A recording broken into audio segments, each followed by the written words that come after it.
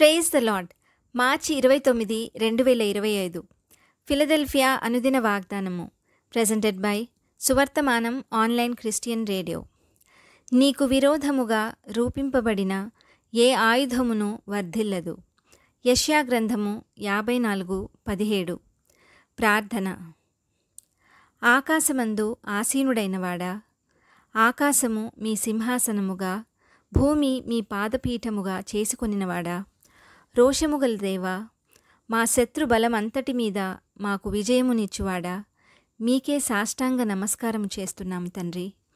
ప్రభువా, వెలివేయబడిన మీ జనులకు ఆదరణ కలుగునట్లు వారికి విరోధముగా రూపింపబడిన ఏ ఆయుధమును వర్ధిల్లదని వాగ్దానము చేసిన దేవా, వందనాలు తండ్రి.